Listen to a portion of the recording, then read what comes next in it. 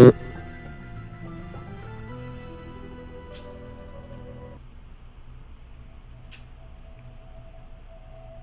right. So there we left off. Ketis is standing in the room with this representation of the hunger at the top of a skyscraper. It's kind of sunset at one wall is all windows. You're sitting at a table with him. He actually choked a little bit when you first appeared in the room with him. Poured himself what's the word I'm looking for? A pitcher of water appeared, and he poured himself some water and drank from it, and started to speak.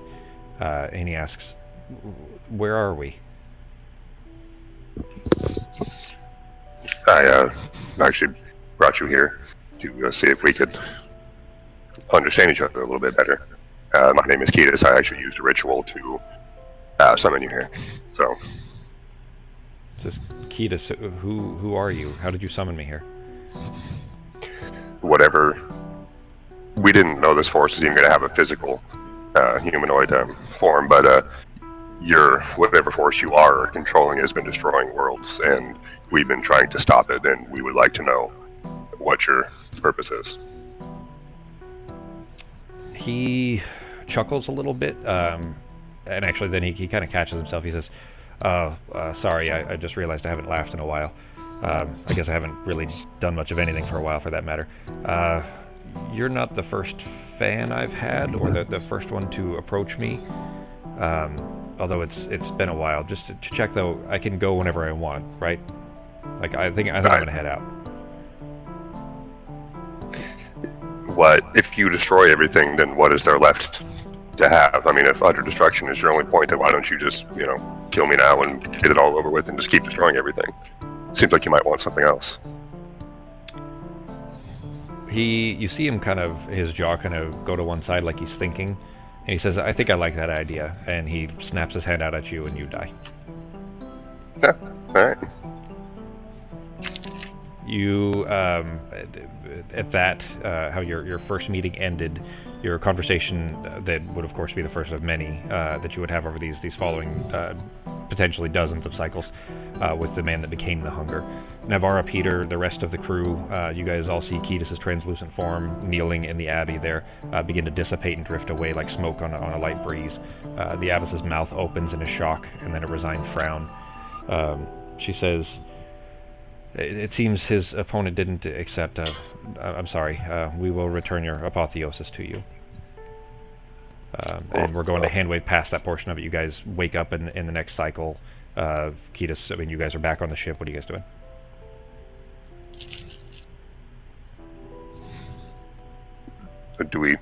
Are we on the same place or in a new area? You're in a whole new cycle. Basically, anytime anybody dies, as soon as that cycle finishes, whether you retrieve the apotheosis or not, they stitch back together again. So the abbess gave you apotheosis, that cycle ended, and you're now woken up in the next session. You're alive again. Okay, I guess look around and see what's going on in case we're in danger. It's the beginning of another cycle there. Jack does kind of, come over to you, though, as soon as, everybody's kind of re-stitched back together. He says, Ketis, I'm sorry, but can you try again?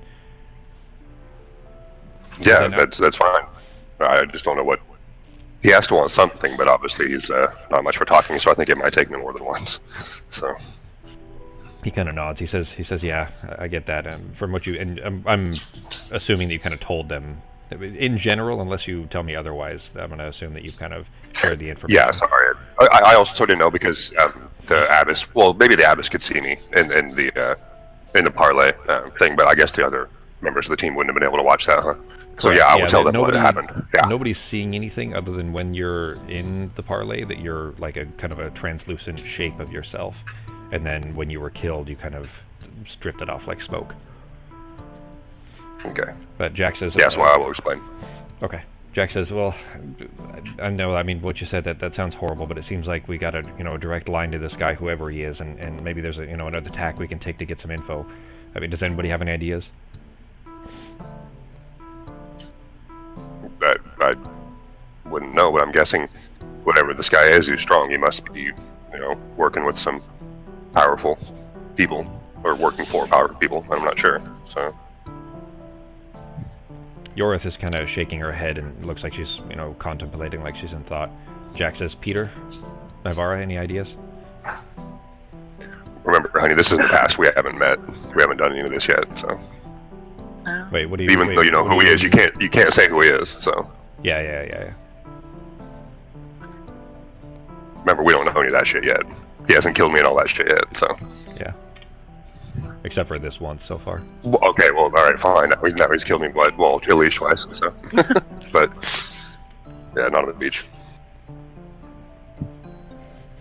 Do we have any common history or common people that we know or items? Jack says, I'm not sure what you mean.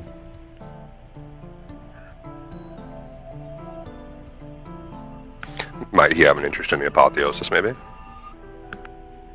Elsbeth pipes up. She says, I mean, he's certainly after the apotheosis. That's what he's after every cycle. So, I mean, that might be a way in, asking him about that.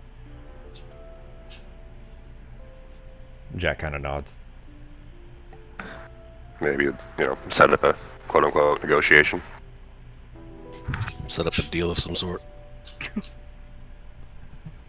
Yorith says, I'd be really careful about that, though, Ketis. I don't know, a deal with him. He's probably going to try to get as much information out of you as possible.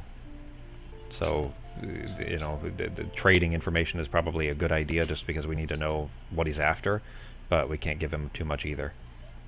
What if he finds a way to stop us from coming back? Yeah, that's true.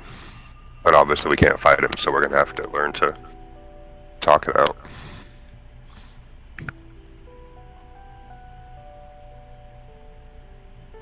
Yeah, I mean, ultimately we need to find out what he's trying to accomplish, and maybe also find out if he's under the control of someone else, or if he's acting alone. And that apotheosis seems to be the key.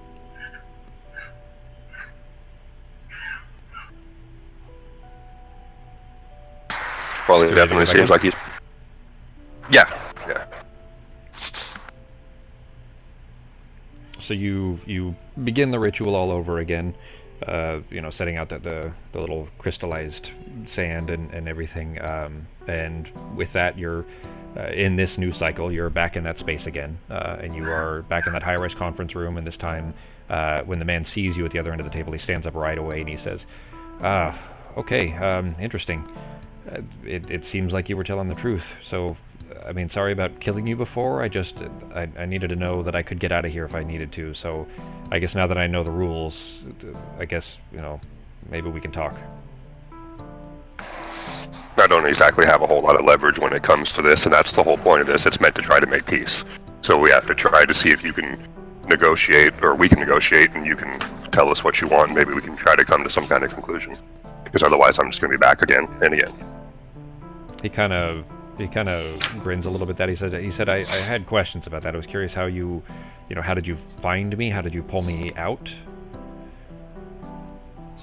I don't exactly know, because we just used the ritual that I have with the Force, that we didn't know had a physical being, so I was actually surprised to see one myself when you appeared. So he kind of nods. He sits down, pours himself another glass of water. He says, "Are you thirsty? I mean, I don't know how this works. I don't know. Do you guys have thirst where you come from?" Sure, thank you. Yes, we do. He says, "So, I guess, maybe we can come to some kind of arrangement here. Look, if I've been pursuing you, or I guess we've been pursuing you, I think I know how that turned out. Look, I'm in an uncomfortable position here, Ketis, just because there's something I want, and there's something I'm trying to do, and I've been at it for a long time, and I would be lying if I said I wasn't bored." And he kind of crosses his fingers and sort of kind of taps his fingers against the table, or crosses his hands rather, and taps his fingers against the table. He says, It's kind of nice to talk to somebody, so I think we should talk, and I'd like to learn more about your invincibility, and I don't mind sharing a little bit about myself, I suppose, but I need you to understand that there are things that I'm going to do, and there's not much that either of us can do about that to stop it. So as long as we're here to talk, sure, and I'll tell the truth as long as you promise to as well. Maybe we take turns, questions back and forth. What do you say? Sounds good to me. He says, "All right then. I do need you to understand though that I'm not going to stay here for long. I don't know how this works. I don't know if this is some sort of trap. Is this a trap, Ketis?" No, because again, with truth being told, there's not really anything I can do to you at this point. So you can leave at your own will. Okay, that's true enough that I would say no deception roll or anything needed. And you're not really trying to persuade him, so you're okay there. He says, "All right, well then, I suppose it's only fair for you to go first." I guess I can tell you that we are travelers. My team and I have been exploring different worlds, mapping them, learning about them, and in the process, the force that you are or control has been destroying the worlds that we've been trying to explore, and we were just trying to understand why. So. Well, why is an awfully big question, Ketis. What I'm after, peace, I suppose. And he kind of sighs. He says, "There's so many pieces to this question. I'm a man who knows the answer to the question of why we're all here, and to be frank, I didn't like it. There are laws and limitations placed on every living thing that we were never made aware of. But once you know them, Ketis, once you see them, they're too cruel to bear. And so what I want is to grow, I suppose, to break the bonds of order to freedom. And I take it that you've seen me absorb and expand in the wild.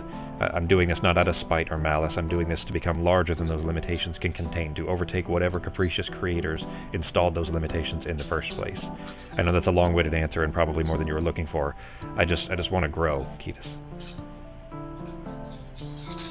Okay, well, if a rock was made by some kind of bigger being, then it's still a rock and it's going to stay a rock, and you can't change that. It's going to always be hard. There's nothing you can do about that. It's the way of the world. I don't think you can change it. I think you might be misguided there, even with as much power as you gain. And yet, you've seen that I can. Then at the end, if you... Go ahead. He says, "All right, well, that was your turn, so it's mine. You're taking turns on questions," he says. So, what I am, what do you? Just tell me what you call me. I would assume that you are some kind of deity, but you must not be as strong as you want to be, so there are others stronger than you still, and you probably don't like that, I'm guessing. Because they can tell you what to do. But what do you call me? You've seen some of me, let's say, at least anyways. What is it that your people call me? You probably referred to as some sort of demigod or something, because if you were a god, you'd be more powerful than you are. Specifically? I don't. A demigod, possibly? He's asking for his name. What do you call him when you're referring to him specifically? Out of game, would I know that yet? Not that. Let's say the phenomena. What do you guys call the phenomena? Oh, okay. And have we actually been referring to that in game, or is that an out of game thing that you? No, that's in game. Okay, I wasn't sure if us characters called it that. Okay. Yeah. Then I'm. Okay. Well, then back in game. Yeah. The hunger. There was a specific moment when you guys started to, but you might have missed that part or something. But yeah, he kind of chuckles a little bit. He says, "That's as good a name as any, I suppose." Your turn.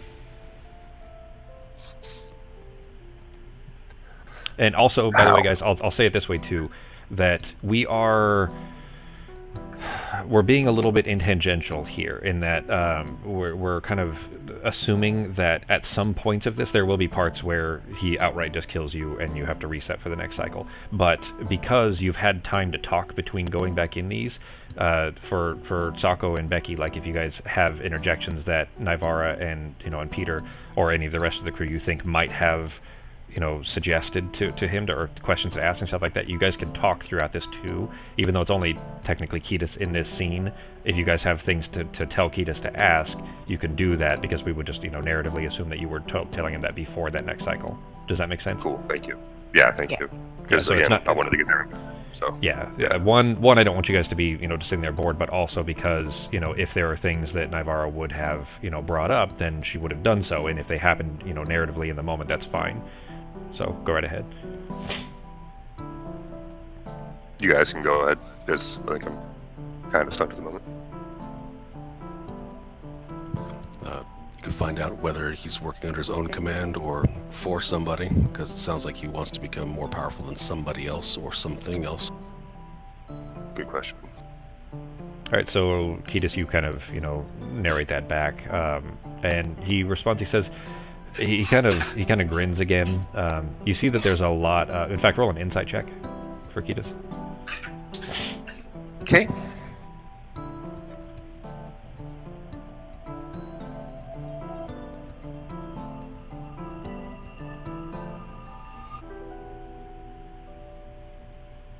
There it is. Good roll. The grin tells you that he's definitely holding a lot of information back for sure. But what he tells you is I'm by no means the most powerful creature in these planes. And I don't really even care to be. That's not really my goal.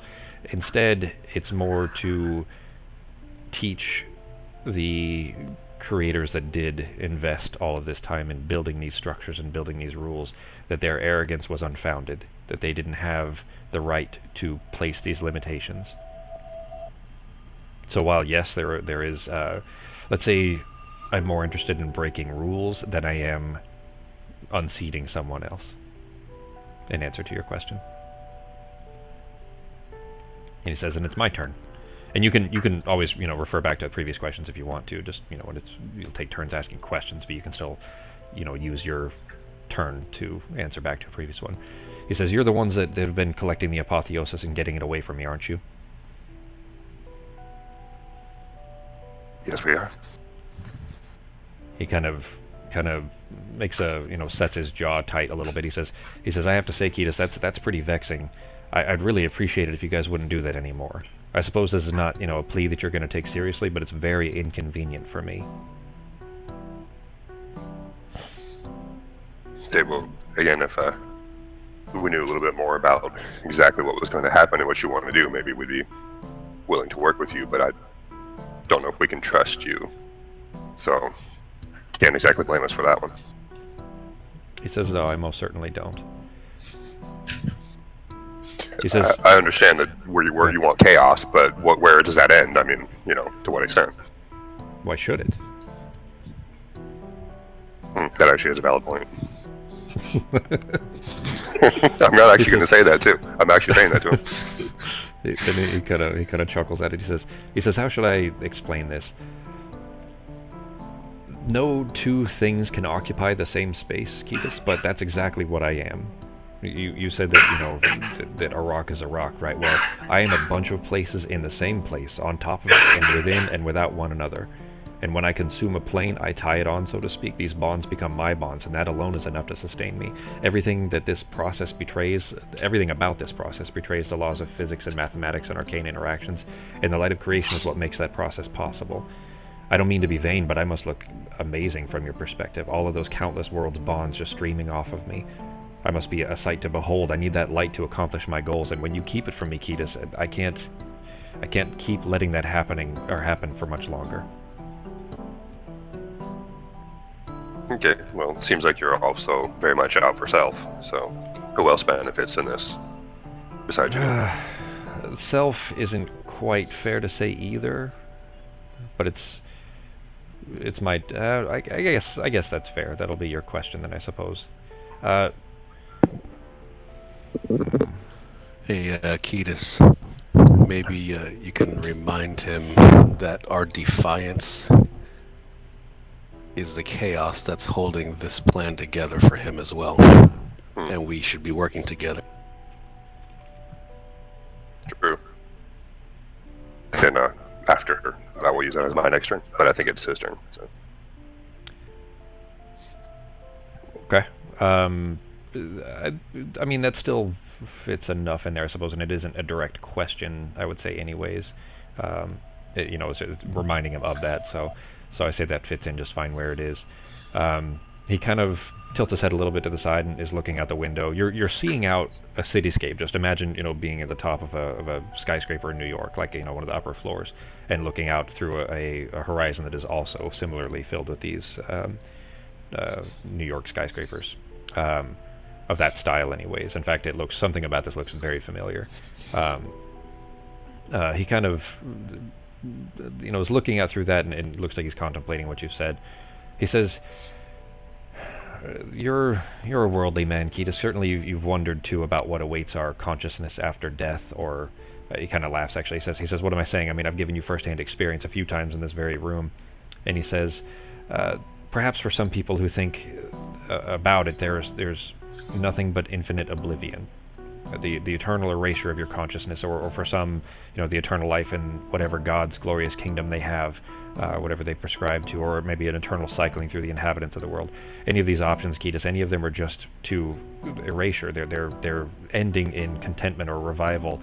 Any of them are fine as abstract concepts, but eternally, you can't possibly conceive the length of eternity, but I have. And it's maddening and it's hopeless, but it's this burden that we're all saddled with from the moment of our creation. It's not a choice we were ever given. It's a finish line that by its definition will never arrive. It stretches forever. It's too ambivalent to even taunt those that are trapped behind it. It's the cruel price of existence, and it's too horrible to bear once you've seen it. Existence is horrible. To exist and to live is horrible. And he kind of chuckles, and he realizes he gets kind of a little away from himself there. Look, in answer to your earlier question, I didn't quite get to who this is for. The world I came from, we had a visitor, something I can't explain, something that no one could describe. It called itself a priest of Niadramoth, but it spoke to us, and everyone listened. Ketis, I'm not being hyperbolic here. Every creature in the world was swayed. Everyone across our whole planet listened. We shared our vexation, our dissatisfaction with life, our hatred at this choice that we were never given. Covered by the world, this hatred covered the world like a blanket. And soon every bird in the sky and every tree in the forest and every blade of grass and grain of sand shared our fury. And it wasn't long before it changed us. And the name he gave, by the way, he said it was a priest of Niadramoth.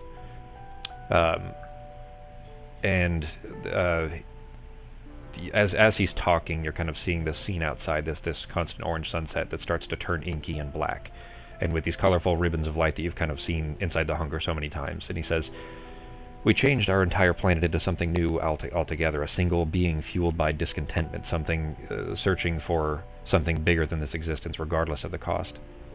He says, you call us the Hunger, and that's not entirely inaccurate, because we are hungry, but it would be more accurate to simply call us dissatisfaction. But soon, and he holds his hand up and he says, you'll call us Ascendant. He says, you've met me at a very strange time in my life, Ketis. And the sky, as you've seen this happen so many times before, begins to drip out these tendrils that crash through the skyscrapers, collapsing and plummeting them down.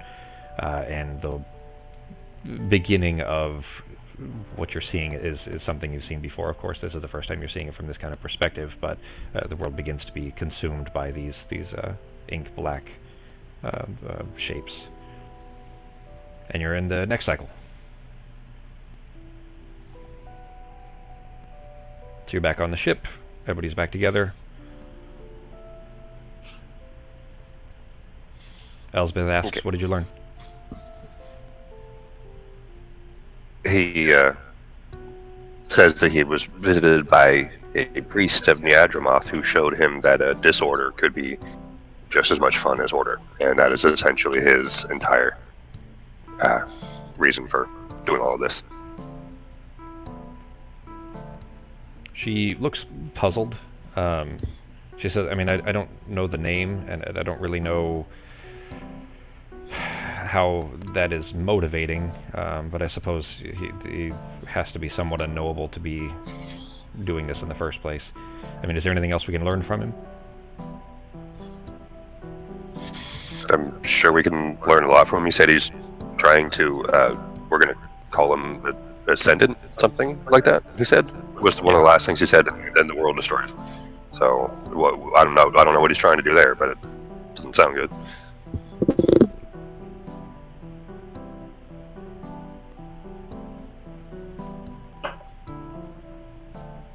She kind of continues like she's taking notes, basically everything. Every time you come back, she's always writing down every bit of it.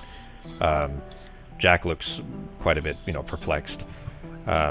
He says, "Peter, Navarra, I mean, what do you guys think? Do we need to send Ketis back in again? Is there more we can learn?"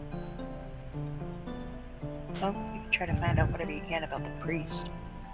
Learn the fact that he changed their world. Okay. He is a person. This is kind of interesting too. He's a being that wants to grow. He wants chaos and to break free of all rules of creation. And he's been kind of his heart and mind has been taken over by this Neandermoth's kind of thought process. That's kind of intriguing. Side note, out of narrative for a second. Do any of you recognize that name? It sounds familiar, but I can't place it. Okay.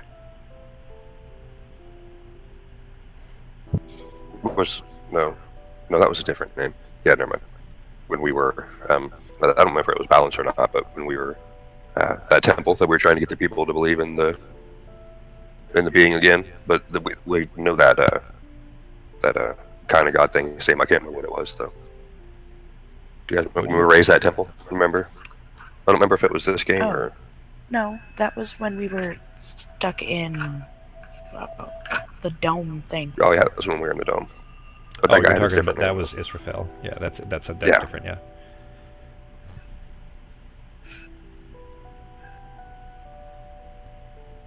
That doesn't matter. I was just curious. But back to in narrative then.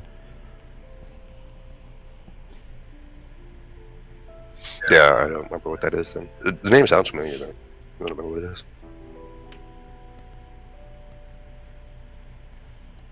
So ask about the priest. Anything else?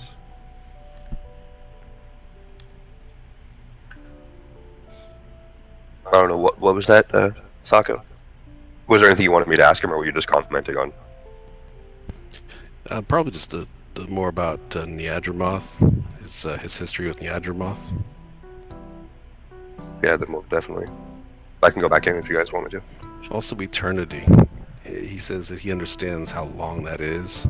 Maybe get some more information about how, or if he can help us grasp that concept and what would cause him to go into madness to the point where he needs to break all rules of creation and just bring about the nothing, I guess. Sounds good. Right. So you begin the ritual, head back in again. You are back, even though you just saw it destroyed, of course, in the previous cycle. All this has been a little bit of time. You are back in the same cityscape that you were seeing previously. Back in there, the man's eyes open. He looks back up at you. He's actually sitting at, instead of the table that had been there previously, he's sitting in a nice kind of high-backed, comfortable leather chair, and there's a small circular table in front of him with a board, like a chessboard in front of him, and another chair across from him. He says, "I figured you would be coming again, so I went and took the liberty of setting up more comfortable arrangements," and he kind of motions to the chair across from him. I'll say thank you. He says, "So, I figured maybe we'll play the game while we're talking. How's that sound?" Cool. So you guys, we're not gonna play it over, actually play it, but you guys are kind of playing chess, between these questions. He says, "So I think it's your turn. So fire away." You last time had spoken about that you were, you met a priest of Neadremoth, and can you tell me more about those? Who they are? What they are? It was just one, and I never met him, to be fair. But the tales that were told across our planet were uniform in that the description was always a face of tentacles, very, very outside, very alien to our world. We looked much like this, actually, and he kind of just gestures towards himself, just kind of looking down at himself, and he looks like a normal human.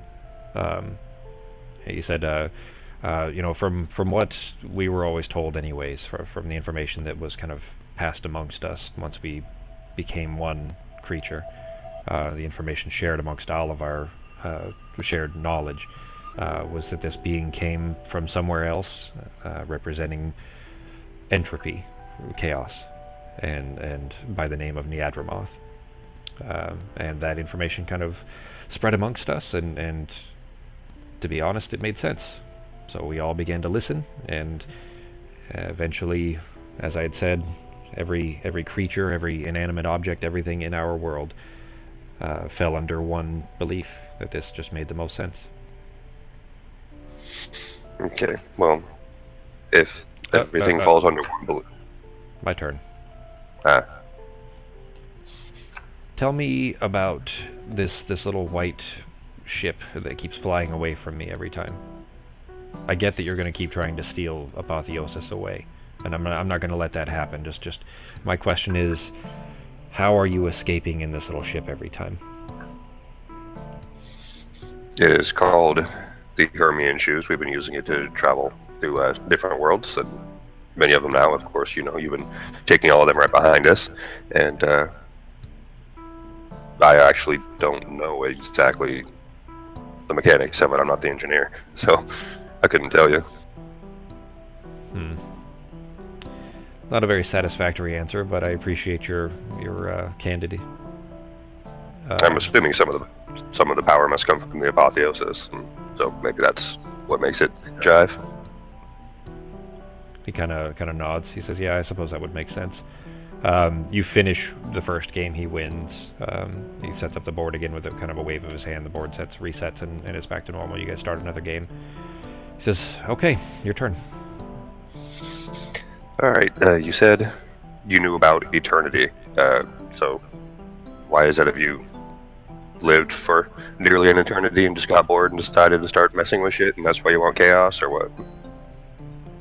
How do you know about eternity? Another big question with a very long-winded answer. I don't know that I'll be staying this long this time. I have, let's say, places to be. But simple answer: once we merged together and began to absorb the things around us, the knowledge that priest brought us gave us far more information than we ever expected. And to be simple, to answer it simply, we absorbed that priest as well. He tried to escape, but did not make it in time. And most of his knowledge was then passed through the rest of us until we became this. And he kind of motions out to the sky, and you see that the sky is beginning to darken outside again. He says, eternity is not something that a constrained mind can quite understand. And although this nature that you're here, the whatever you've used to sit in this space is certainly beyond the bounds of, let's say, average capability, I don't think your mind is quite open enough to be able to understand exactly that distance. Just know that it's horrible. To exist forever is horrible.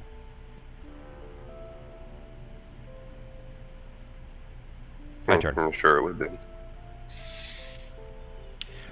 How do you keep returning to life?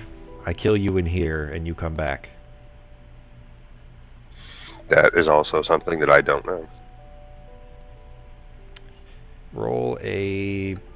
the thing is, Ketis knows a little.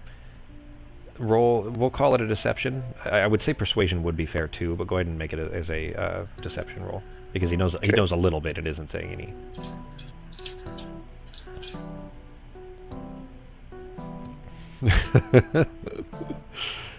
Hang on.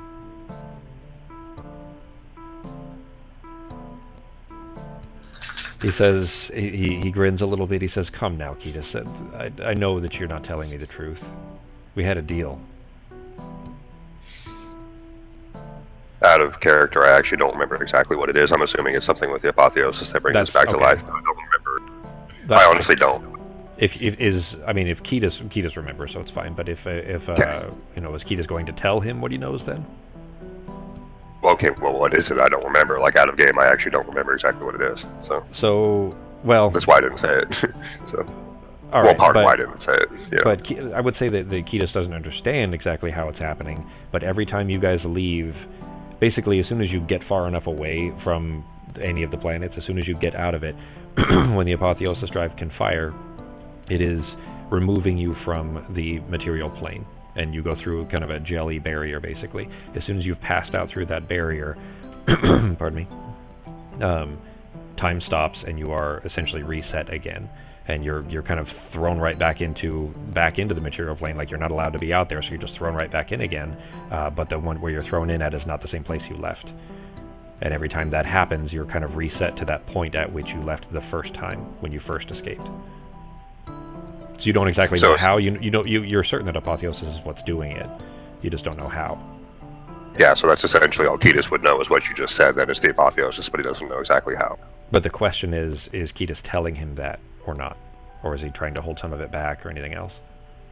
For now, I'm just going to leave it as I said and say, I honestly don't know exactly what it is, and I'd kind of like to know, so that way if I ever did want to actually die, I could do it. So no, I'm not going to tell him. Okay. He has a very kind of almost a frown, but a very stern look to his face. He says, "We had a deal, Ketis, and deals are very important to me. I don't know that I'm going to keep doing this. I mean, the idea was to be truthful, and if that's not grounds that we can share, I mean, we share this apparently this distaste for eternity as well, but I don't know that I'm going to keep doing this." And he kind of just holds his hand out. You had lost another game. He holds his hand out and sends out a tendril through your chest, just spears you right through the chair. You're kind of stuck to the chair for a second, and you die, and you're back on the ship. Yorith rushes over. She says, What happened that time? What'd you learn?"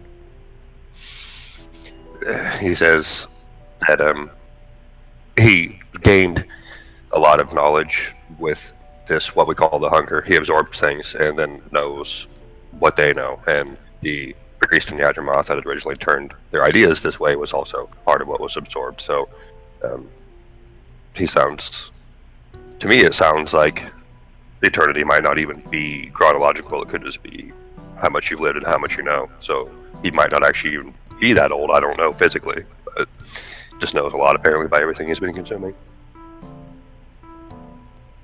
That's my guess, but that's what he said, is that he learns what the stuff that he consumes. So she looks over at Elsbeth, and you see that Elsbeth is just like furiously jotting notes in her books.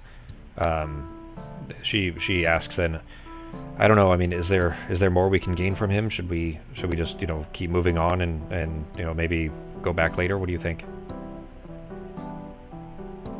This has been multiple cycles, by the way. You guys have gone through.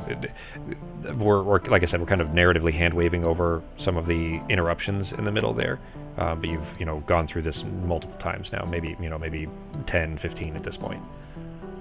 Okay. Is there anything else that you guys want me to ask him directly? What do we know of his knowledge of the apotheosis? What does he know of the apotheosis? Okay. And he keeps saying that to exist forever is horrible. Maybe you should ask him if he wants to die.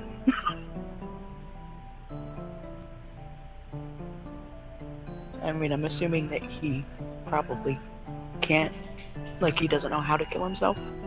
Maybe. Since, they absorb everything, but he keeps saying that to exist forever is horrible. I can go back in if you guys want me to. It's similar to nothingness, a whole. The more it consumes, the bigger it gets, but the bigger it gets, the more of nothing it is. If we were using the inspiration, like the general inspiration rules, I would absolutely give you inspiration for that, Peter. Well, Sako.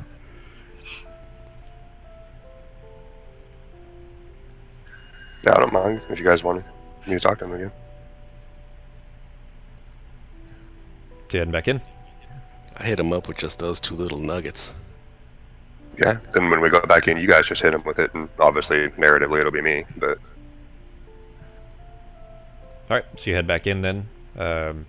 He has his back to you. You kind of appear back in the room. Of course, the big table's gone, the small table's gone. In fact, there's no furniture. There's pictures and stuff on the walls, but no furniture. He's just staring out the windows, out of the cityscape with a kind of orange sunset. He sighs as soon as you appear, and he said, "I don't know how much longer I want to do this, Ketis." Well, yeah, but I keep causing disorder for you. You should like this. I'm bugging you. I'm messing up your time frame and your schedule.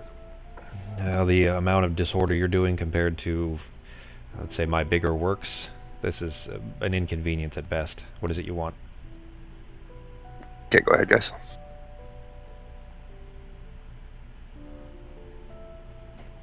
Oh, What well, do you want to ask me? I'll I'm start sorry, with that apotheosis thing.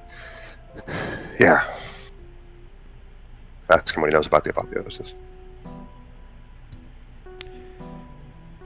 He kind of turns and looks at you. He says, "We had a deal about, fair exchange, truthful exchange, and I was upholding my end of it. And you chose to withhold on yours. I don't know how much information I should really give you, Ketis. I mean, you told me that this wasn't a trap, and then you go asking information that is quite clearly intended to prevent me from succeeding in my goals. What I know of it doesn't exactly matter anyways. It's a source of power. To be honest, I'm sure you'll know before too long anyways. You may know more than I do. All that matters to me is that it is a means to an end. It's a MacGuffin at best."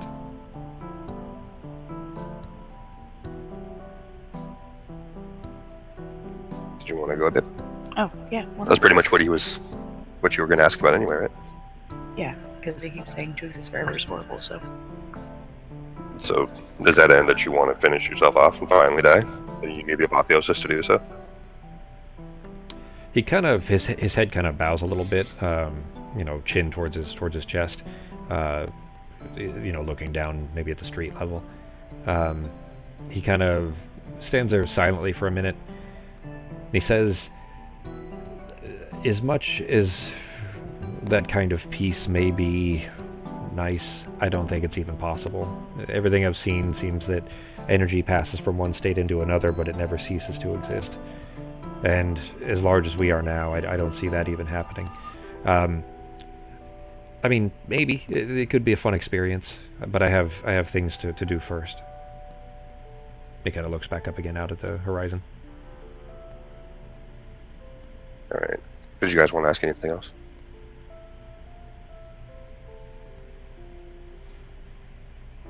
Yeah, it seems kind of just hell-bent on absorption and growth.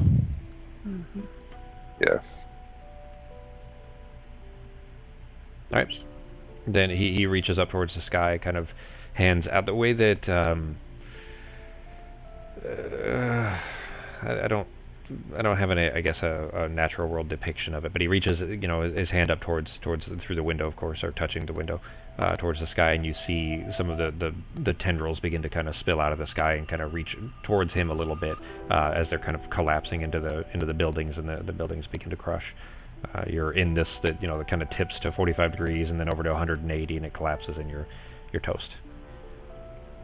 And you are back on the ship, and Yorith there asking, "So what did we learn? What happened?"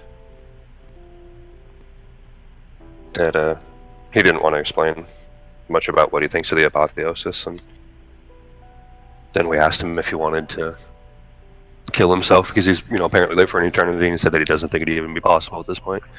So apparently we didn't really learn much, and seems like we're at a stalemate. Elspeth is kind of nodding as she's not even looking at you. She's just jotting all this stuff down. And Yorith nods at you as well. She says, "So, I mean, it's been... at this point, you've gone through probably... to get as much back and forth, and I would say that there's obviously a lot of other time spent that maybe not as consequential. You've gone through multiple, lots and lots of cycles at this point of just kind of getting what information you can. The rest of the crew goes through, gathers the, if they can, gather the apotheosis, do whatever they can to help whatever inhabitants of of the planet are, and then move on to the next, and then you kind of reawake. I would ask, are you generally, when you were going in, are you doing this at the end of the cycle so that you're kind of there through the whole cycle first? So you're not dying at the beginning and then being gone for the whole year? Yeah, that's what I would have, Ketis would have done that, so he would have been able to be there for team and not getting himself wasted too early. Okay. All right, then you've experienced all of these as well. Then obviously we're kind of passing a lot of cycles through this, but you have experienced whatever it was to experience on each of these worlds. Are you done going back to talk to him for now then? Do you guys have anything else you want me to ask him? Because if so, then I don't think I have anything else to ask right now. I can't think of anything. I don't think he's going to give us much more information. What do you think, Sokka? Yeah, I think he's tapped out for now. Cool. Agreed.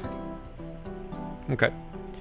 Then you guys kind of continue on, you weren't stopped, obviously, in your time in your trek here, but you continue on let's say the normal part of your journey here. The 8 of you have been at this for nearly half a century now. This is cycle 47. And as bizarre of a journey as this has been, certain things about it are usually formulaic. Namely, your entry into a new reality has been the same every time. You pass through the barrier of realities, your physical forms are sort of stitched back together on your specific places aboard the shoes, and you approach a new planet, and then you wait for the light to fall. Your entry into cycle 47, though, is immediately different. As soon as you cross that threshold, during that crossing, in fact, you are assailed by this just deafening, incomprehensible noise. It's harsh and it's cacophonous, and after a few minutes you kind of pick it apart and you realize that what you heard wasn't just one noise, it was a bajillion, an unlimited number of sounds of playing on top of each other. And after all of this, after you guys talk about it for a while, it takes a good solid hour before you guys even kind of get your minds back together. After what it is that you even heard, you guys sort of kind of pick apart what you heard, like dozens of songs and symphonies and poems and folk tales being told. For some reason, as soon as you entered this plane, something projected all of these compositions into your mind all at once. And after a while, they all settle, and your team is kind of a bit shaken. This world on the surface appears uninhabited, but there are obvious signs of civilization everywhere. The gravity of this planet is extremely low. Rocky outcroppings and plants can be seen floating above the surface practically everywhere. And a great bird-like beast, multiple of them, but one flies just beneath the ship with its wings, just the way their wings flap are kind of moving the ship up and down a little bit. It's so massive. But these great beasts kind of sail through the air like whales would through water where you come from. Most of them don't appear hostile, but more than once, one of these creatures have kind of turned and emitted a bark-like sound aimed at the ship that had a physical impact, knocking the ship off course slightly, and then would fly away. The light falls, though, streaking above the ship, far off past the horizon. Drew sets course and pursues it, but it's landed before you guys see its location. A couple of days pass searching the area, and you come across a swirling well of immense energy in this great inland sea. So there's basically a giant ocean in the middle of this continent, and a massive maelstrom that is swirling inside of it.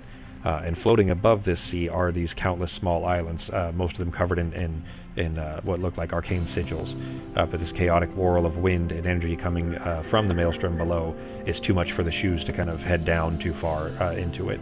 But you're basically above where it looks like the apotheosis has fallen into this kind of maelstrom that is whirling around here.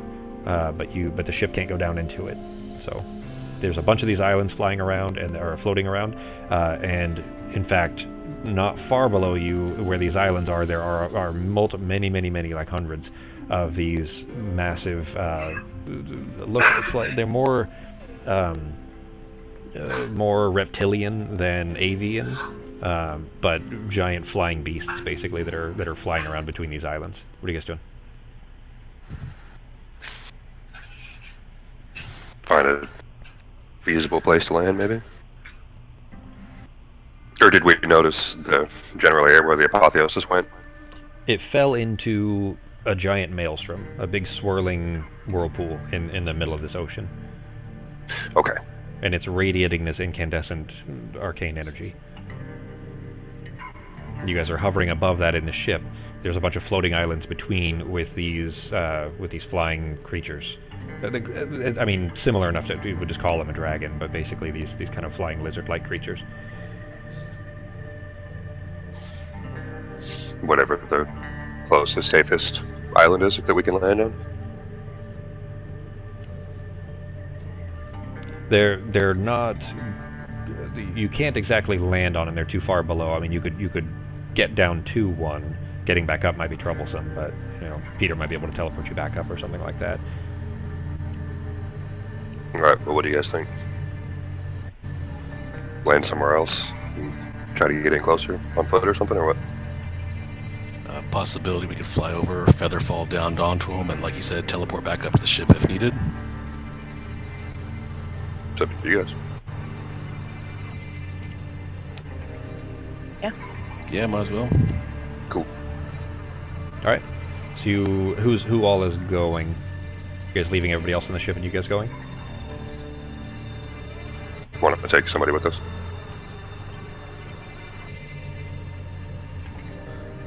Maybe Nivara. Let's see.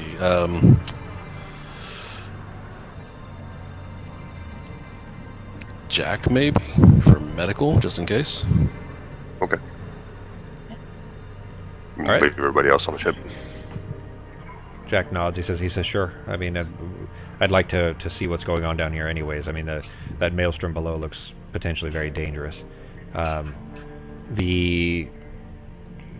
You did see that you didn't see this, but Drew has told you that as far as the telemetry is shown, it looks like the apotheosis fell into the maelstrom, but you're going to have to go past these floating islands to get in, to follow it down. So it does mean potentially going down into that. You don't know for sure, but once you get a little closer, of course, you'll be able to, meaning on these islands, you'll be able to get a better idea. So Jack gets suited up and ready to go. You guys head out onto the deck of the ship. Yorith gives everybody a big hug, Jack and Nivara in particular.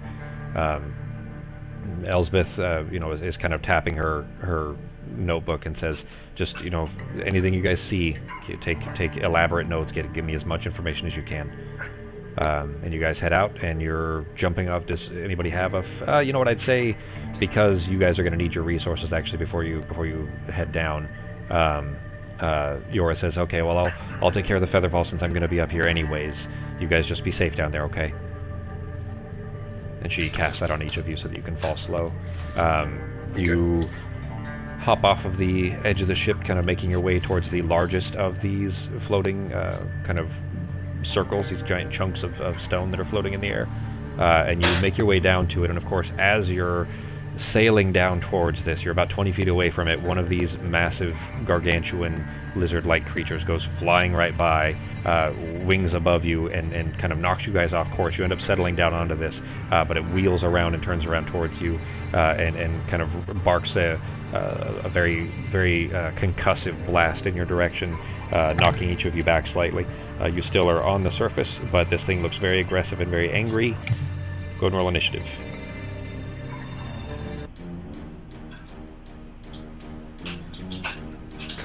Alright, Polly wants a cracker, I see. Well, it looks a little more lizard-like than bird-like, but sure. True. It's initiative.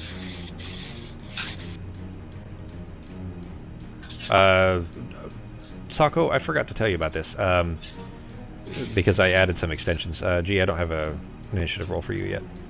I'm sorry. Oh, you're fine. Mine was lagging a little bit because the map was loading. Gotcha. Sako, do me a favor, go to your actions tab. Alright, hold on a sec. I added a bunch of extensions that you hadn't seen yet, I forgot. Okay, I'm there. Alright, you will see at the top of your actions tab, you'll see a new box there with a bunch of numbers and stuff in it. You see that? Yeah. Alright, so what that is, basically you can do... it's an extension that I put together so that you can roll checks and saves and initiative and everything all from the actions tab. So you won't necessarily need to go to the main tab anymore. Sometimes you'll still have to go to skills, but basically you can do most of your stuff, at least in combat or whatever, from this tab. So initiative is on the right, of course. The top row where it says C, That's, you know, strength, dex, etc. Those are checks. The S are for saves. So basically you can roll it all from there too. Okay, that's one less tab to go back and forth. Yeah, it makes it a little bit easier to sift through these. So, all right, you Nice. are kind of on. I put you guys. Go ahead and move your tokens wherever you know kind of would have aimed yourselves to, if it matters. This thing, you do see the I labeled him hammerhead. You see that, right?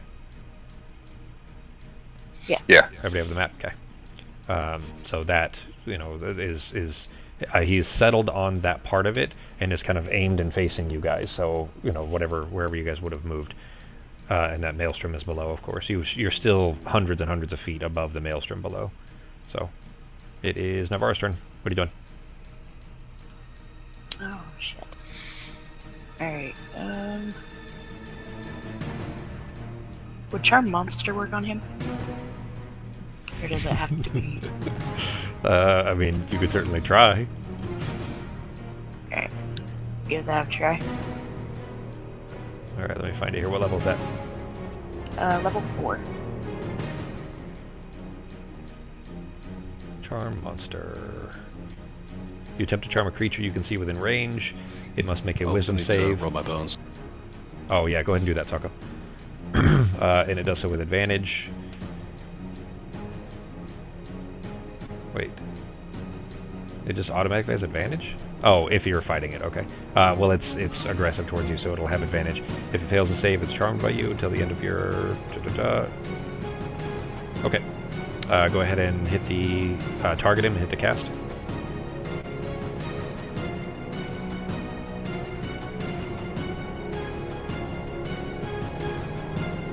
I just want to point out that's the best bone roll. That is awful.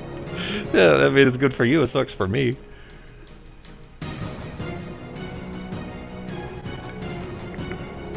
He succeeded on his check. What happens if it succeeds?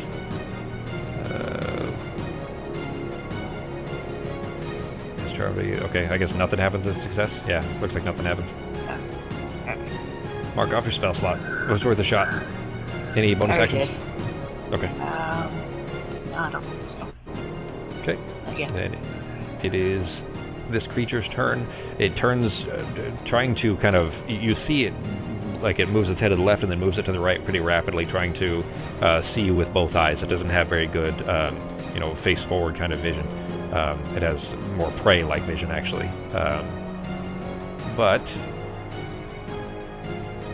aiming, let's see. I think it's a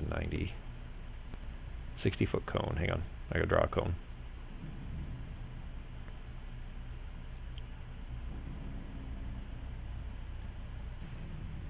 It can just barely get all three of you in it. Aiming in your direction spits the this cacophonous sound towards all of you, and you feel something moving through the air. You don't exactly see it. Let me get you guys targeted.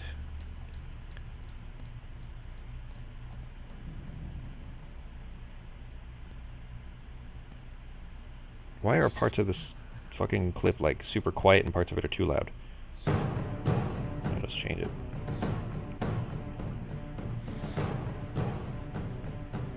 Oh, I just rolled those for you. I didn't mean to. Normally I let you guys roll your own saves. You know what? We'll ignore those so you guys can roll them yourselves. All three of you make a con save. I don't know. I think I like that one. Oh, okay. Can you see it then? Okay, as long as you guys can see it, it'd be fine. But still, go ahead and roll your own anyways. Okay.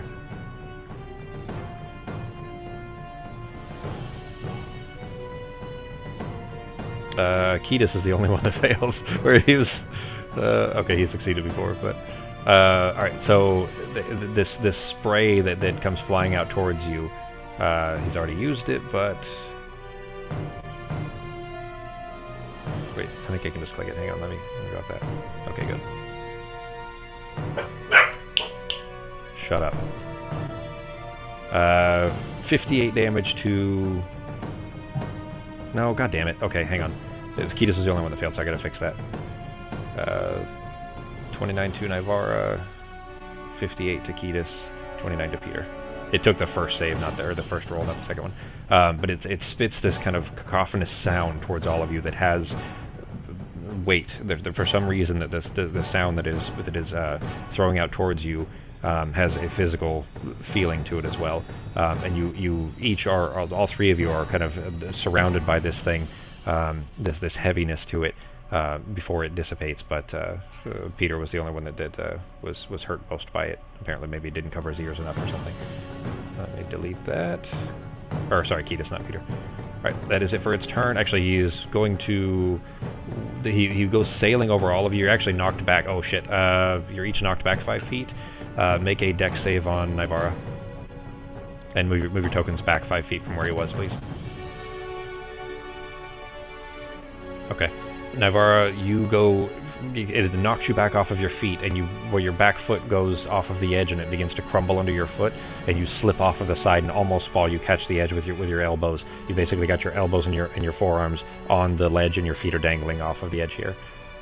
And you are each knocked back. All right, what are you guys doing? Ketis' turn. Okay. All right.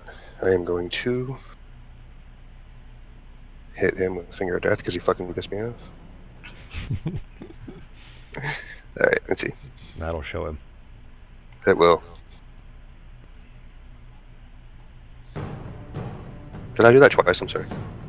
You did. He succeeded on both, though. He rolled it. He had a 19 and a 27. Okay. Wait, your DC is a 19, shouldn't it? Oh, the runner wins, yeah. So he barely succeeded, but either way, he succeeded on both. Okay.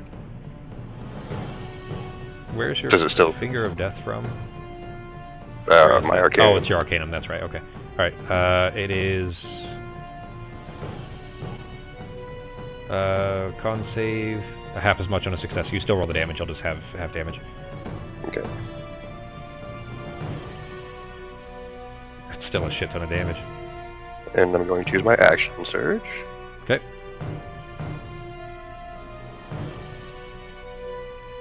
And then I'm going to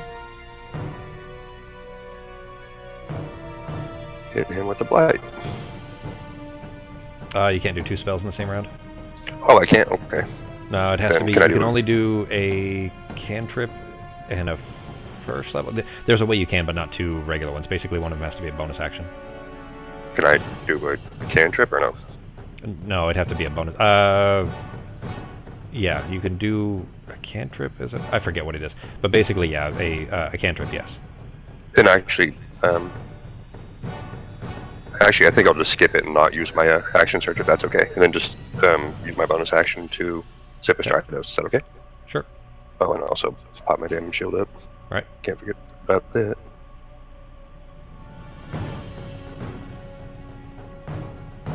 So Kita sends out a black beam of this kind of coruscating, almost electricity style energy towards this thing that burns through it, and you see it actually. One of the wings is starting to kind of wilt a little bit where it hit. These things look very large and very aggressive and dangerous, but not necessarily super healthy. It did burn it pretty badly, of course, but it is still flapping its wings and kind of looking like it's going to try to knock you off or try to eat you. That it for Ketis' turn? Yeah. Okay, Peter's turn.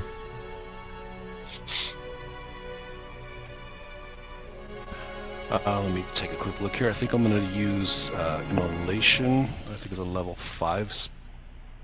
Okay. I'm checking the range on it real quick. 90 feet. So I'm going to take a step back and cast Immolation. Okay.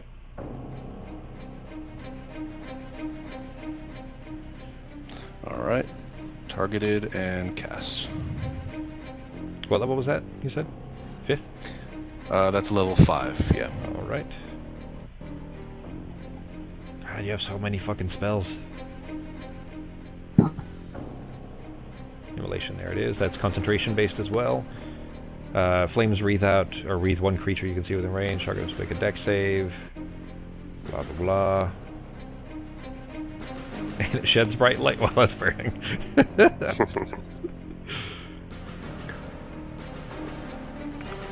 Cool. Alright. Go ahead and... Yeah, you have him targeted. Go ahead and hit the concentration effect to put the one that says self. There you go. And then go ahead and hit the cast roll.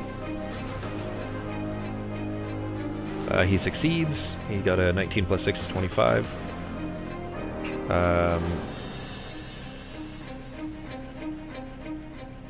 Failed save or half as much. Okay, go ahead and roll the damage. He'll still take damage, it's just half as much. And he doesn't burn for the duration because the failed save, his target also burns for the duration, which means success he wouldn't. It still does the initial damage though. Go ahead.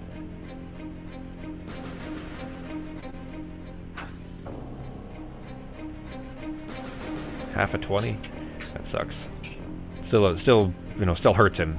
He's still, you know, burned by it. But actually, you can go ahead and take the, or I'll take the concentration effect off because he succeeded on the save. So, but Peter looks at him, and there's no kind of connective tissue between the two. Peter just holds both hands out and crushes a small bit of sulfur in his hand, and the creature just begins to roil up in flames, and they kind of burn off of him and burn away into this kind of surrounding energy that's whipping up from the maelstrom below. Is that it for Peter's turn? Yeah, it's gonna be it. Okay, Navarro's turn. Alrighty.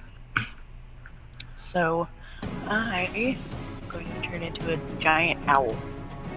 Okay.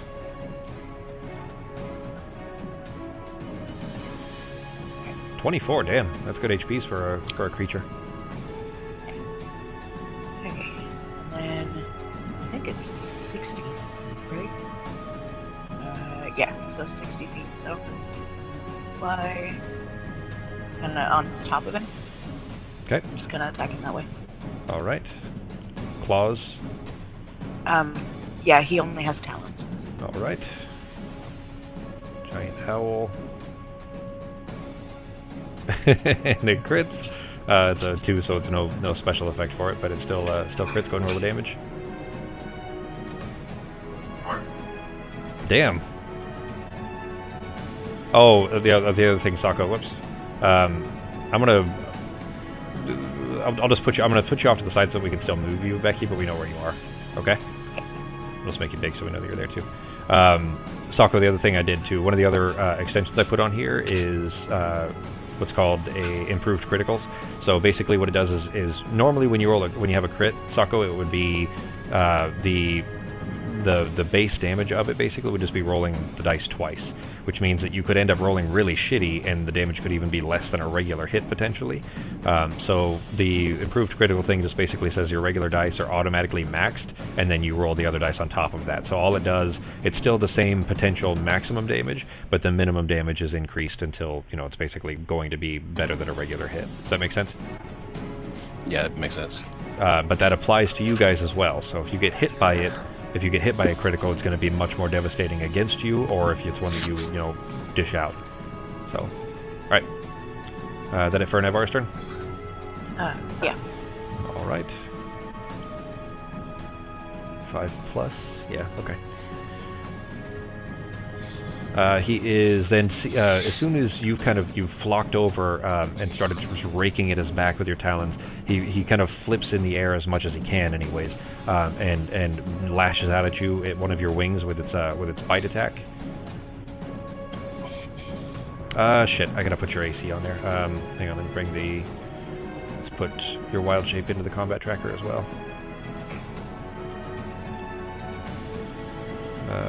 You got a 9. There it is. And let's adjust the stats real quick on it too.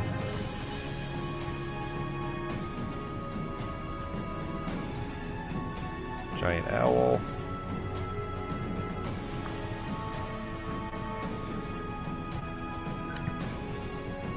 (13, 15, 12, armor class 12.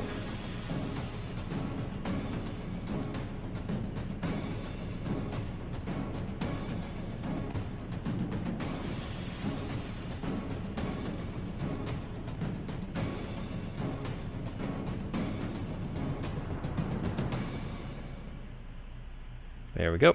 All right. But he rolled a 14, so it still hits.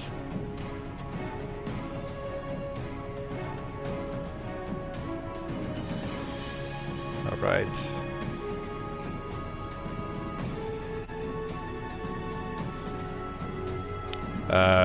Doing well. It did 18 damage out of your 24, so knocked down pretty heavily from the bite. The where the teeth kind of lash into the corner of your wing, like basically the front part of the wing, where fingers would be if it was a bird or a human. You feel something like this kind of thickness, similar to what was kind of spread over you as this thing like spit at you. It feels like there's a liquid basically, but it's not. It must be audible of some kind that kind of seeps into the wound. And then he's going to rake a claw. Actually, he biting you then is going to separate itself from you and try to fly over the top, and is going to rake at Ketis below. He will have an opportunity attack though, so go ahead and take your opportunity in your owl form.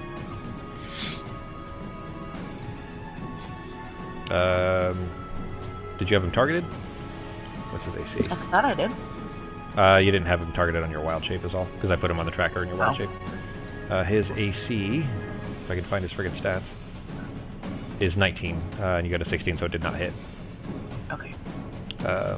But he goes sailing over and tries to rake his claws at Ketis.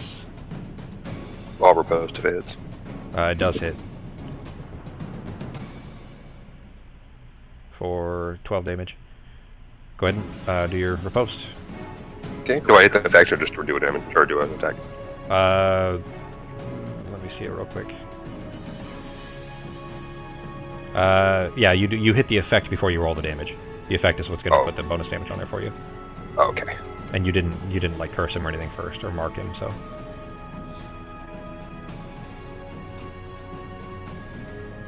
Do I have him targeted? You do, yeah. Okay, there we go.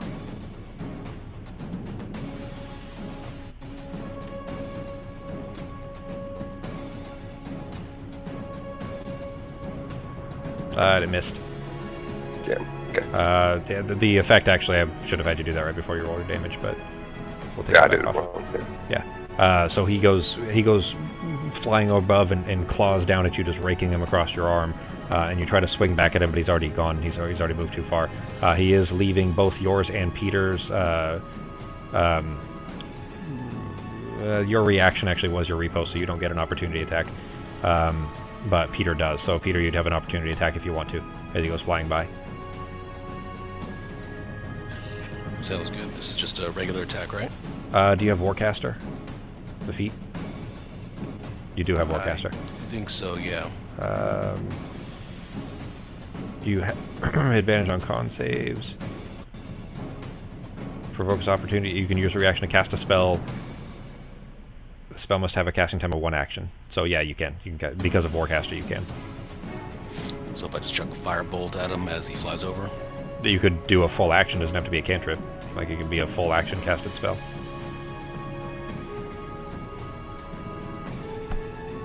In that case, let me take a quick look. He still has a lot of hit points left.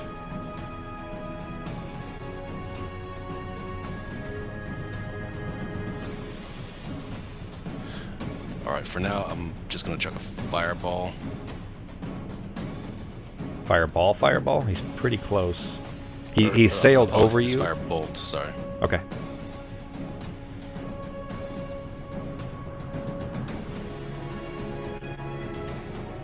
Okay, and it hits. Go ahead and roll the damage. Okay. As he was winging it over above you, the wings kind of almost pushing you guys off your feet. You are not knocked back or anything by it. He actually tried to swing at Ketis, but didn't pay much attention to you, and you go sending a ball of fire up to that hits him in one of the claws, actually, that are dangling below. It is Ketis' turn. Alright. He's taken 1/8 of his health total in damage. Okay. I'm going to put my crow's mark on him.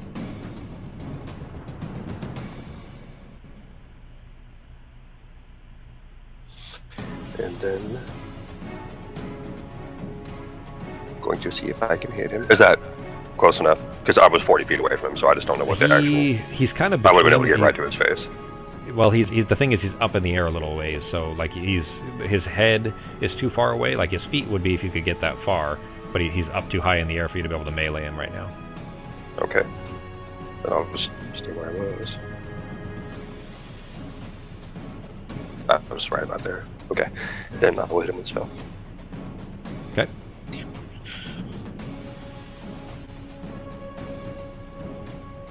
Now I will see if I can hit him with the light.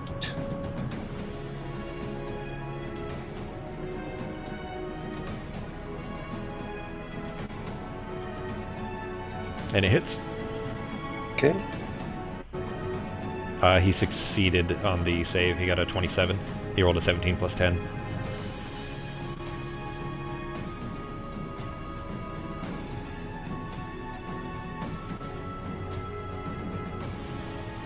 Doing 30 damage to him. With 60, the high roll, obviously, but he takes half damage from the success. And then So- this time I actually... Go ahead. Oh, sorry. I was going to say this time, I am actually going to use my action surge if I can use a cantrip and just hit him with death knells. But go ahead. Sure. Yep. Yeah, I'm pretty sure you can. So If not, hang on, that's fine. Let me look up the rule because I keep meaning to look up the correct rule. Okay.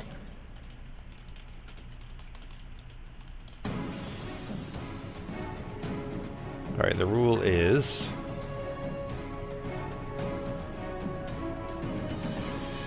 Wait.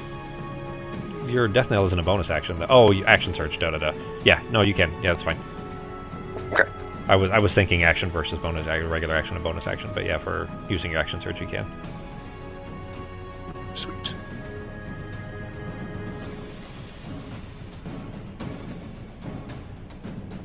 Should I just And it cast them all? hits. Yeah, go ahead. Okay. Hang on, you didn't have him targeted, dude. The middle one Oh. misses. Okay. So you, holding your left hand out, you send out this kind of swirling cone of diseased leaves that kind of settle onto his wings and begin to boil away at him. And then with your right, you fire out these two, three, but two that impact him, of these balls of black and green that smash into him. Go and roll the damage on the two. Okay. Do you want to just add the crow's mark effect, or would it do it twice correctly if I hit the deck? The damage. Hang on. The crow's mark is what, 6? Yeah, I think it's my proficiency Okay, score I'll bonus add or it. something is what it is. Yeah, Okay. it was 6 last time, so I assume that's what it is. And 2 hit, you said? Yep. Okay. Alright, there we go. He's looking a little bit beat up now. He's at 25% damage taken so far. That if your turn? Did I do a bonus yet? No, I didn't, did I? I'm just going to take a sip of Stratos. Okay. Yeah, you did 2 actions with your action surge. Okay, Peter's turn. Actually, you know what? I'm just going to skip my bonus action in case I need to use Shield Master. So. Okay. Peter's turn. That would be a reaction anyway, G, wouldn't it? What do you... Oh, you mean to put your shield up? No, if I had to use Shield Master, I couldn't remember if it was a bonus action The or a bonus action reaction. part? So, Okay. Peter's turn. Yeah, so, but I'm going to put my shield up there. Okay. A restrained creature means what? Restrained is disadvantage on any kind of an attack, of course, but they have their advantage to hit in melee. Oops, let me bring it up real quick. Hang on. That's what this is for. Restrained. A restrained creature's speed becomes 0. It can't benefit from any bonus to its speed. Attack rolls against this creature have advantage, and the creature's attack rolls have disadvantage. Creature has disadvantage on dex saves. Copy that. I'm going to use a level 6 spell, Flesh to Stone. Okay, let's see. Level 6, here we go.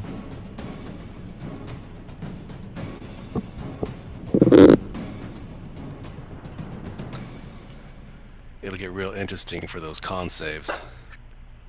You attempt to turn one creature that you can see within range to stone. Target's creature is made of flesh. The creature must make a con save. On a failed save, it is restrained and its flesh begins to harden. On a success, creature isn't affected. Go ahead and hit the cast. Oh, well, have him targeted. And then hit the cast. He failed. He rolled a 3 plus 10 is 13 against your 19. That's like the first save he's failed. Creatures restrained by the spell. Con saving throw at the end of each of its turns. If it successfully saves against the spell 3 times, the spell ends.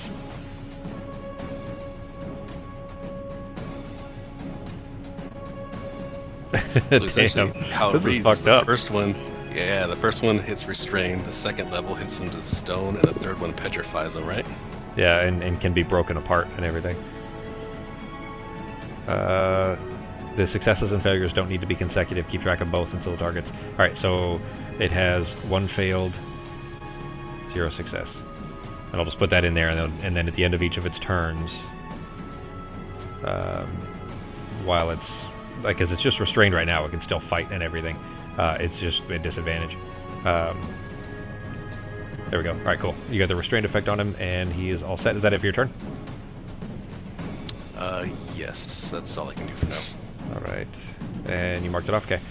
So, Peter, as this kind of wave of diseased leaves and balls of death knell are impacting him, Peter holds his arms out towards him, and a small bit of limestone, he crushes it until the dust falls to the ground below, and you see the form of the creature begin to slow and harden, and the wings begin to slow down until they're not flapping anymore, and it kind of moves itself back, like it kind of flaps itself as slow as it can, feeling that something is happening until it's on this island back here. And kind of settles itself down, and it looks very confused as it's kind of moving itself. It feels like it's moving through molasses. Yeah, he moved back. And, well, I guess he wouldn't have had time to move actually that turn, so I'll leave him where he was. It is Navarro's turn. And I just moved you down to the wild shape one. Okay, do you remember what the thing for my spells, which ones I could do in beast form? I thought you could do can't all find of it them, isn't it? anywhere. It's on your sheet. It is, let me find it real quick. Beast spells is what it's called, and 18th level you can cast many of your druid spells. You can perform somatic and verbal components, so just anything that doesn't have a material component. Awesome. Alright. So... yeah, we're gonna use Firestorm then. What is it? Firestorm? Firestorm, Level okay. 7. Breaking out the big guns. Firestorm. A storm made up of sheets of roaring flame appears on the location you choose within range. Area of the storm consists of up to 10-foot cubes. Geez, a 100-foot cube of space, which you can arrange as you wish. Each cube must have at least one face adjacent to... okay, so it has to be touching. 10 fire damage on a failed save, half on a success. Alright, go ahead and target him and throw it out there. 150 feet, too. From fucking bird form. And he rolled a 2 plus 6 is 8. He failed his save. Go ahead and roll the damage. Look at all that dice. He is looking quite rough He had from all of this. disadvantage on that roll then. Yeah, he had disadvantage because he was restrained. So he had a 16 and a 2. He dropped a 16. So he actually would have succeeded if he hadn't been restrained by the flesh to stone. So you kind of hear this cawing sound coming over your shoulders as Navarra's owl form is still flapping away behind you, and you hear the kind of arcane incantation coming through the little bird beak as this kind of just blazing wall appears in front of you, surrounding this creature. It doesn't continue, right? It just falls off as soon as it's over. Yeah, I think it's done after that. Yeah, no, it's not concentration either, yeah. There isn't anything flammable in the space there, so nothing else ignites, but it burns over him and then burns out as this kind of wind is lifting up from the maelstrom below and burns through him. He's screaming and in rough shape. He still has a lot left, but depending on how this roll goes here, as soon as I click this next button, he may be turning to stone very quickly. All right. That means you won't be able to fly, huh? I'm gonna move over there real quick. He got his reach. Okay, yeah, sorry. He did not get his recharge back. It is still his turn. He can still... his speed's 0, so he can't move.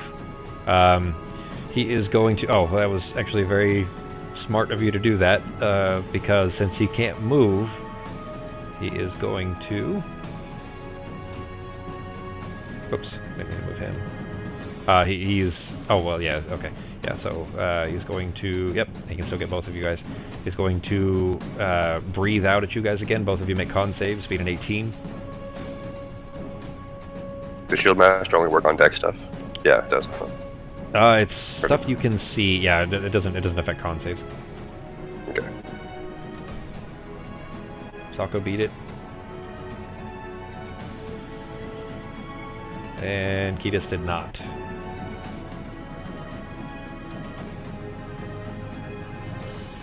Oh, yeah, alright, I'll just drop it on. But I'm gonna have to half it, I think, so...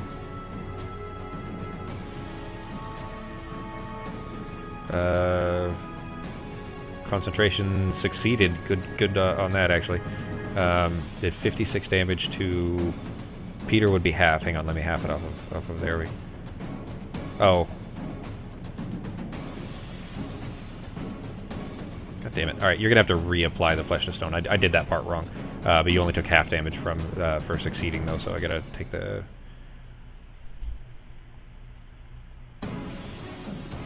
I didn't realize it was... I mean, I should have known, of course, that Fantasy Grounds would do it automatically. I didn't need to manually take it off.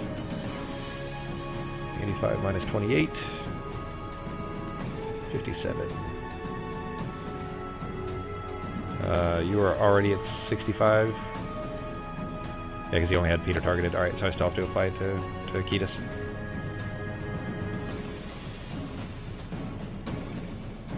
You are looking pretty rough, G. You have 20 hit points left until you go down. Go ahead and okay, you did. Alright, cool. Alright, your turn. It spit out this noise again that kind of flew over both of you.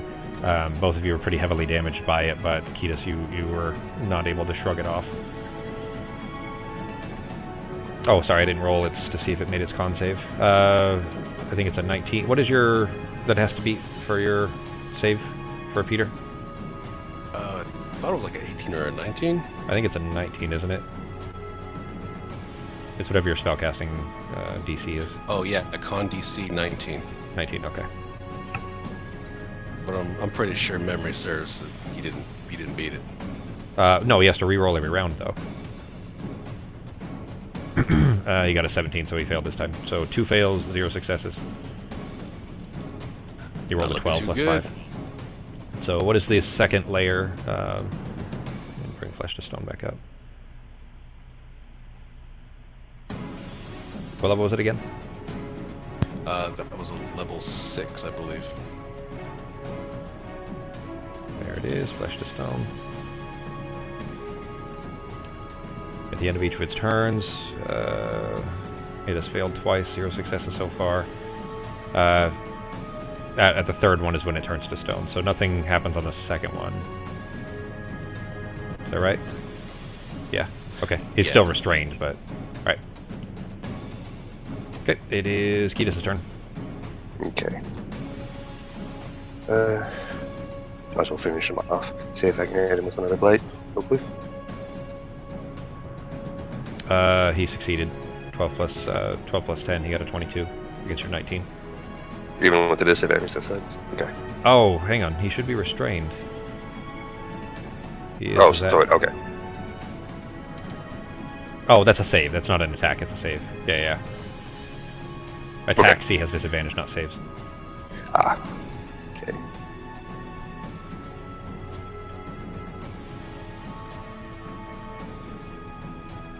Okay, and mark up your spell slot. Okay, and then I'm going to use my second wind. He is half dead.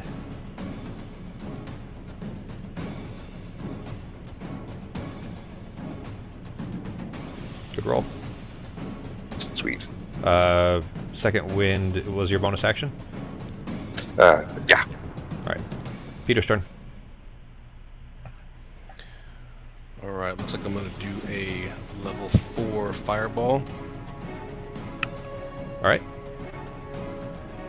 Go ahead and target him and throw it out there. He's far enough away that you can hit him without burning yourselves. I'm just pulling up now.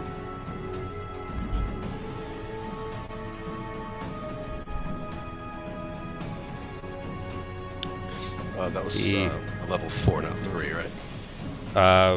The DC wouldn't change. The damage on it will. But he failed anyways. He rolled I think it's a 2. No, it's a 7. Yeah, it's a 7 plus 6 is 13. He dropped a 9, so he would have failed for either one of them, disadvantage or not. But at higher levels, 4th or higher, 1d6 for each slot. So go ahead and roll it, and then just roll another d6, and I'll throw that on.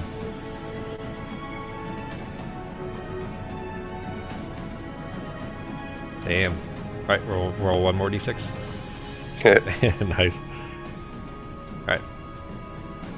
This cacophonous boom just blasts at him where he has no chance to move. Like, the wings are barely moving at this point, and he's settled down, like, looking like he's not he doesn't have the fight within him to be able to resist to move much further.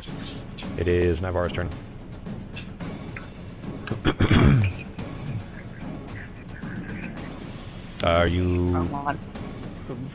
You're still in bird form. You what? Yeah. Oh, there you go. I'm sorry. Take that off. Perfect. Alright. And then I am going to use heal on Ketis. No, I wanted to kill him. Exactly 60 feet. No, God damn it. Thanks, honey. Did you just drop it on the wrong one? What happened? Because you didn't have him targeted. You have Ketis targeted. Oh, you have rolled a you one. counted it. Yeah, you rolled it Yeah. from the. Yeah, she rolled a 1 and accidentally healed the thing here instead. Right, let me put his hit points back. There we go. All right, it's because you on your regular sheet you have the hammerhead targeted.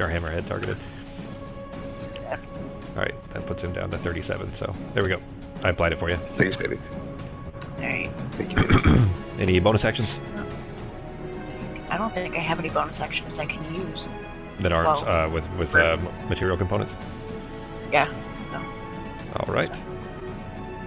And, well, he gets his action first. He can't really move, so he's just settled down and is going to breathe again, because that's about all he can do. Yeah, he can't do his wing attacks.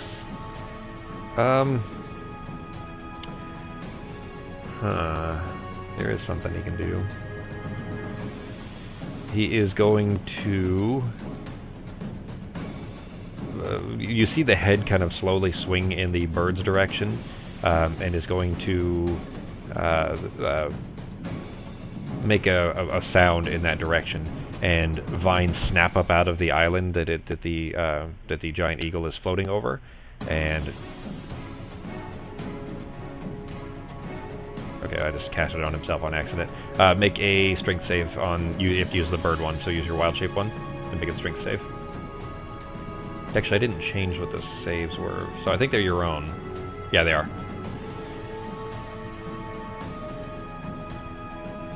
Because yours is actually it's a +2, so making a 10. That is not successful. These vines snap up out of the island there and wrap around the wings of the owl and go throwing you down to the ground. Make a dex save. It's actually a +3, so we'll see what the +2. All right, so it'd be 16. The edge of it is getting very close, but the vines are holding your bird form. You are restrained, but you're still on the thing as opposed to falling off the side. So I'll drop restrained on you. There you go. It is Ketis' turn. Okay. Oh, sorry, he has to make a dex save. Let's Oh, see. yeah. Let's see what he rolls. Turn to stone. God damn it. He rolled a 4 + 5 is 9, meaning he did not succeed. You guys see this kind of encroaching grayish patina to his skin begin to cover the rest of him until he's just frozen in place after he's just kind of sent out these vines to snap around Navarre. He's just stuck there, frozen in place, not moving at all.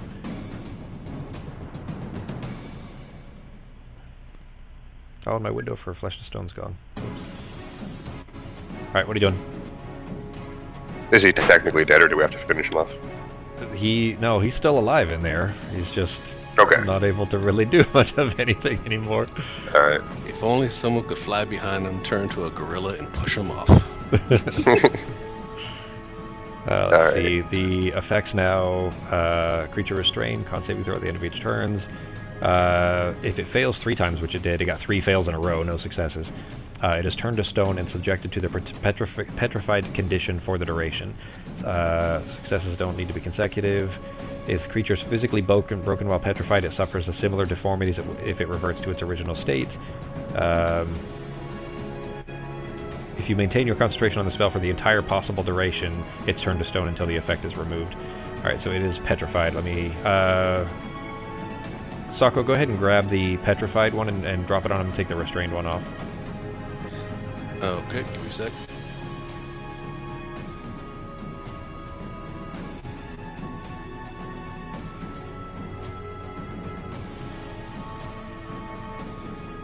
There we go. Okay. So now whatever, petrified applies, which will be, actually quite a bit, I expect. Petrified creatures transformed along with non-magical objects carrying into solid inanimate substance, usually stone.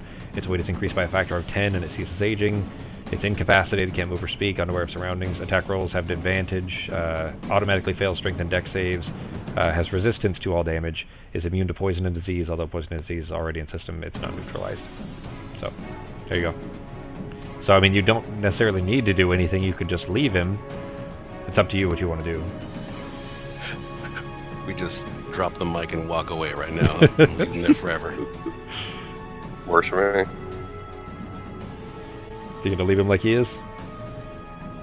Unless my Death Knells would actually move him, because then I can just push him off the edge of the fucking continent. His weight is increased so sword. much that he's so big that he's not supposed to. His speed is 0, so he's not supposed to be able to be movable. He probably wouldn't move even if he wasn't petrified. He was so big. So just leave him, I guess. Oh. He's the new island gargoyle. Yeah, he's a statue. How heavy do you think he is? Because I could always use transmute rock to turn it into mud and watch him sink through. And if you want to. That's pretty savage. Make sure he doesn't think I'm bad. that is fucked up. Alright, we'll go ahead and close the map then. There we go. Alright, so you guys have now kind of turned this thing into a giant stone statue. He looks very angry, very, very unhappy, but other than that, he does not appear to be a threat to you any longer. You are on this kind of floating island above this maelstrom that the apotheosis has fallen into. What are you guys doing?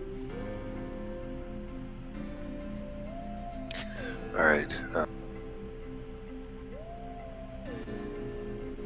Getting down in the water is not going to be easy. I mean, it's the actual, whirlpool, water, right? Or is it a storm, air? Oh, by the way, the vines, he lost concentration, so the vines let you go, so you're still back in your bird shape, but you can float back up. Sorry, G, what were you saying? One more time. Is the maelstrom an actual water whirlpool? I hate that word. Or is it air?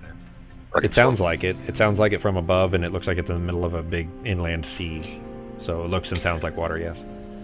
All right. Well, I've got water breathing that I can use up onto 10 creatures. How Should I fast is the stand water close going, enough? though, too? Because if it's a giant swirl, we could I try used to it. be able to breathe underwater, though. Yeah. Lasts for 24 hours. Okay. All right, so you throw that up then. You're kind of looking down over it. There's the whirlpool doesn't look natural, that's for sure. It's not. The islands are surrounding the whole place. This whole inland sea, all the way around it. These kind of floating chunks of stone are all over the place. This doesn't look to be anything special where you guys are, but the maelstrom itself definitely looks unnatural. It's kind of radiant and it's glowing white and pink in places and different colors all over the place, almost kaleidoscope-like. But it looks like the whirlpool itself isn't filling the ocean. It's just a big chunk basically where you guys are, probably a few hundred feet across. So what are you guys doing?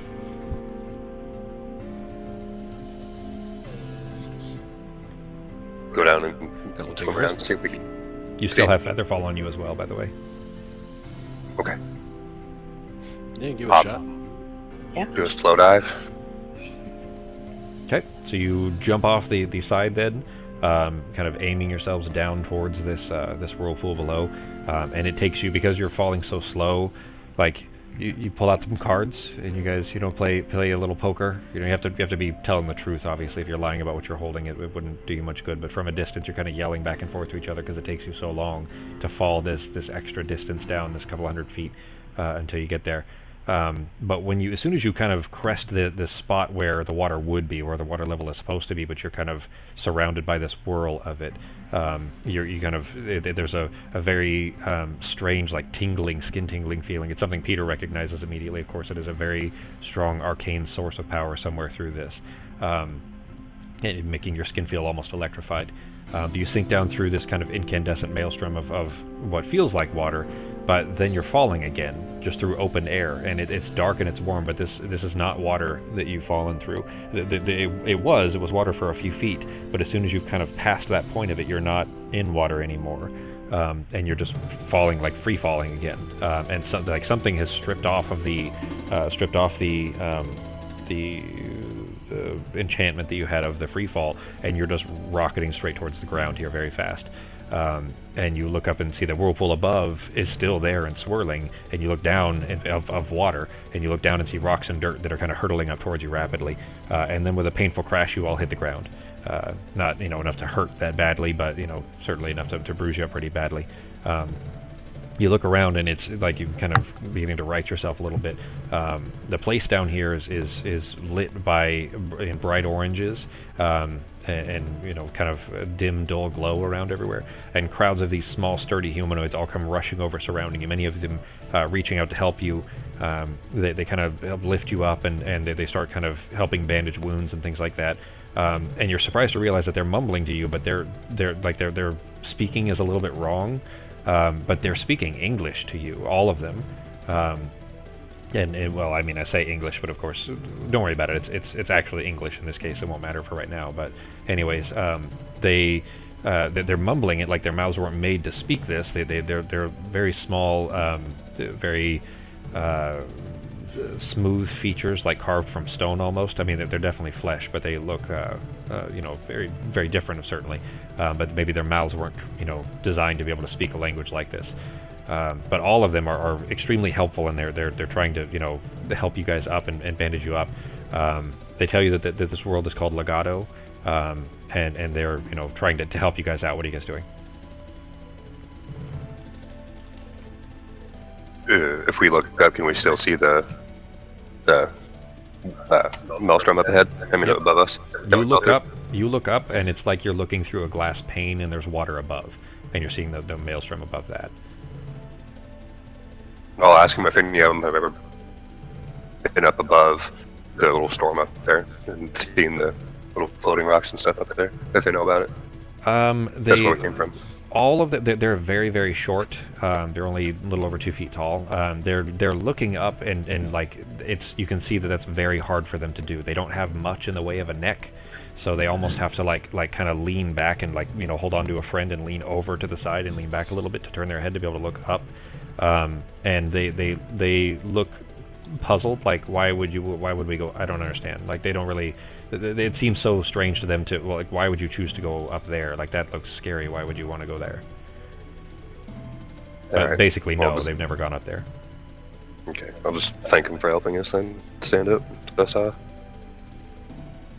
Peter, Navarre, you guys do anything? Can I just look around, see if I can find anything familiar or something that I can kind of latch onto? I guess, how do you mean? Familiar how? Familiar items, something that I can clearly distinguish what it is, and just something from my time and my place, I guess. Common. Make an perception roll.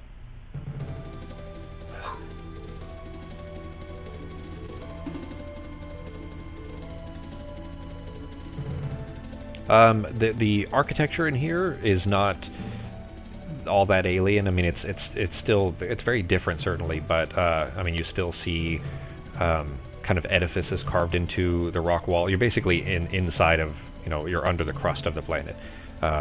below, you're just underground basically. But much of it is carved, and the same way that you might see, mud huts, let's say, of primitive peoples and things like that. These don't look primitive, but where they've kind of used the existing environment to build themselves a society, a place to live. You see what you would expect to be shops and restaurants and people's houses and all that kind of stuff, all surrounding you. You're in like a massive town center kind of a thing, let's say, for lack of a better term. So you kind of landed on what is basically nothing, just dirt in the middle of where people might collect. But these little people were all around you, and were immediately on you to kind of help you out. But basically, beyond that, it looks like a normal society down here. All of these little people are like giddy and super excited that you guys are here, and you've gotten the impression you're not the only ones that have come from elsewhere, or from above, as they put it. And they're trying to take you guys somewhere. Huh? I was just going to ask if there's any other people that came from above around still. It's hard. You can tell that it's a struggle for them to be able to speak.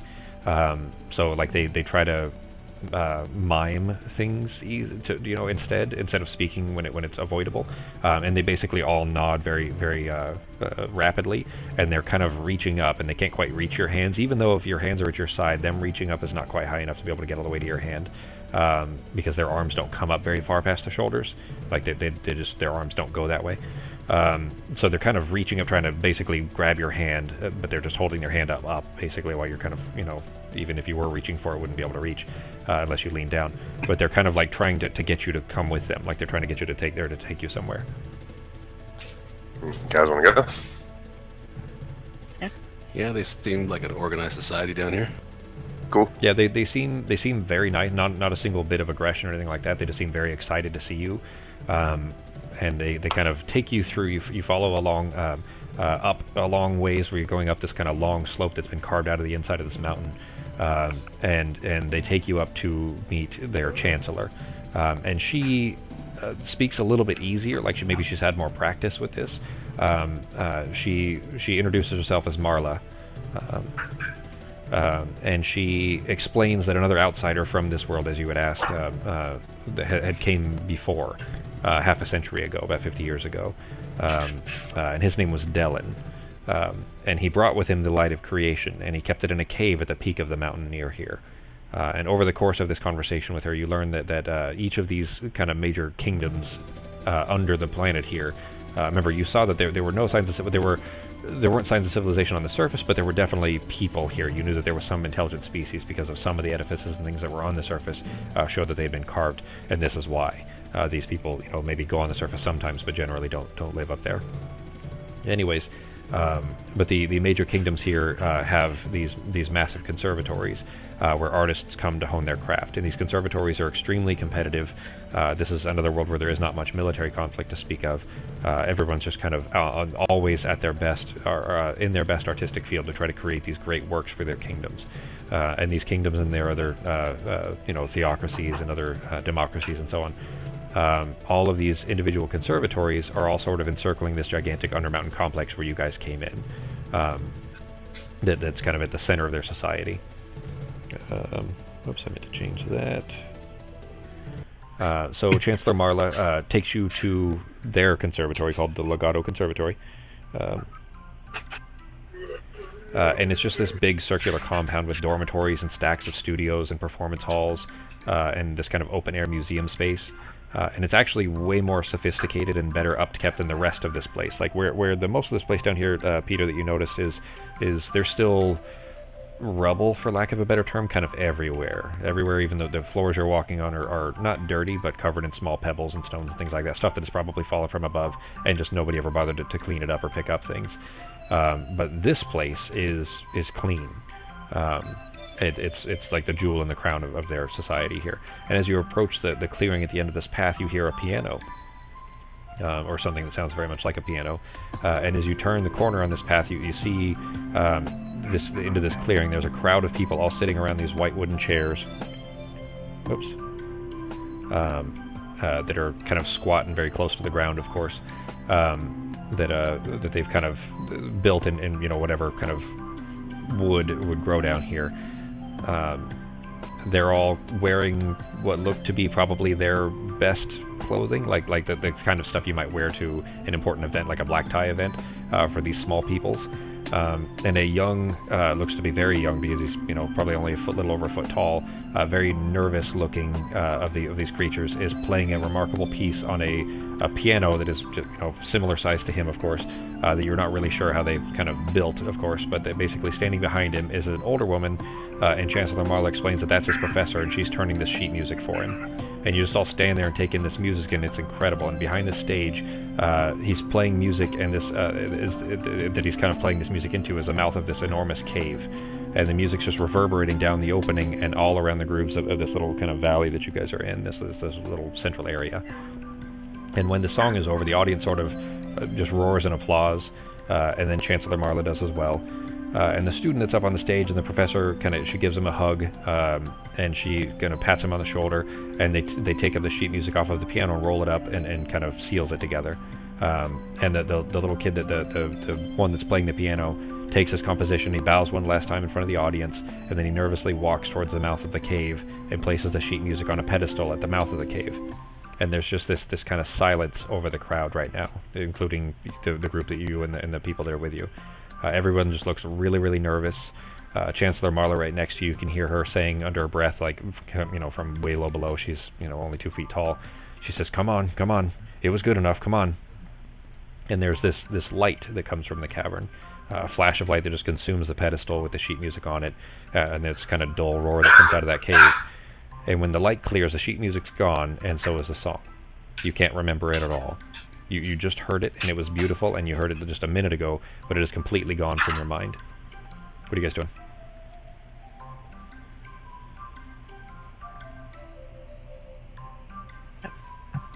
Ask her what happened.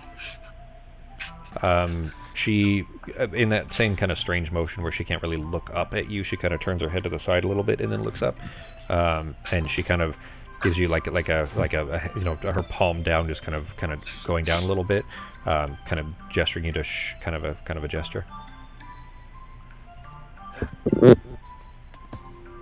Yes, just watching. Yeah. Just kind of keeping an eye on it. Okay. So the whole audience is just standing. They've all stood off of their chairs and they're just standing there like perfectly still. Everybody's like they look incredibly nervous. The whole thing, looking expectantly at the mouth of this cave, and everyone's waiting. And the student next to his professor looks like he's about to have like a breakdown. He's the only thing moving really. He's kind of starting to hyperventilate a little. She kind of puts her hand on his shoulder to calm him. And after a minute or so of silence, there's another flash of from the cave. And the song instantly returns to all of you. It hits you almost like with a physical force, and we see everyone in all of these kingdoms and conservatories and the democracies of this world, even the beings living on outside of this plane, all of them hear this song too, and the audience just loses its mind. They're cheering, and Marla cheers, and she shouts. Everybody's just loudly celebrating. They're throwing their caps in the air. The students crying. There's a weeping with happiness. This song is immediately implanted in everyone's minds in the whole world. And Marla turns to you and she says, "Well, that's the light of creation."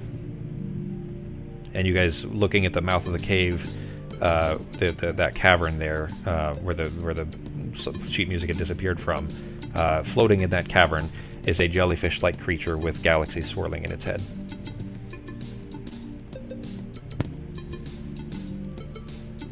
I'm gonna ask her. Nice. That's an interesting-looking thing. May I ask what that is? Well, that's it. That's the light of creation. Kind of cool. This is what you wanted to see, isn't it? Like, you guys don't seem as excited.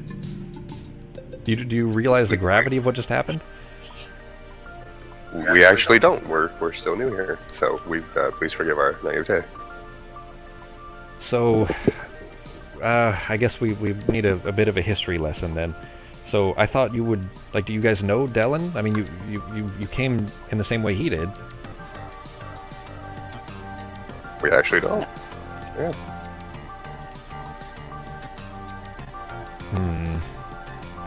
I guess she doesn't really know how to respond to that. To be fair, of course, you at this point you guys wouldn't know who Dellen is. Ben, Becky, and Soccer, you guys recognize that, right? Oh, Yeah. I understand that. This is what we were thinking about here. Dellen's cap. The college and the music and forgetting, they make you forget and all that stuff. So they're already doing it. Yeah. But so what she tells you, well, actually, we're getting close to time anyways, because if we start the next part, it'll take too long. But so we'll end the session here in a minute. But what she's telling you is that Dellen came here and he brought with him the light of creation. And he came from somewhere else. She looks at you guys. They all look at you guys, and they were expecting that you're them. You're the same people. Like you look just like them. You're not little like these guys are, like the Legatans are. So she and the rest of these people thought that you were, doing something similar, that you were bringing something like Dellen did, because he brought this. He brought the light of creation, which she infers, is this floating jellyfish. Gravity is very low on the surface. It's still a little bit low down here, but the jellyfish is just floating in space. It's not in water or anything. It's just floating there. And when what she describes to you basically is that she brought this, and that's how they all learned this language. He taught the language. Dellen taught the language to a few of them, and then gave it to this light of creation, the Dellen's cap, which broadcasted to everyone, and they all know it now. And so on. So basically, they create things. This whole planet creates things of value, of art, of music, whatever, and feed it to this. And if it likes it, it gives it to everybody, and then they all know it. And that's how it was passing it along. But anyways, they're looking at you somewhat expectantly, like, where's your gift? What did you do? And you guys are just a bunch of assholes that just came down here and didn't do nothing. So I'm just frantically looking for a small jar of bees. Yeah. And broadcast beef. That's cool too. So cooler than you think we are. Yeah, but I ain't staying here. So. All right, so we'll go ahead and end the session here, and we'll pick up next week. I think you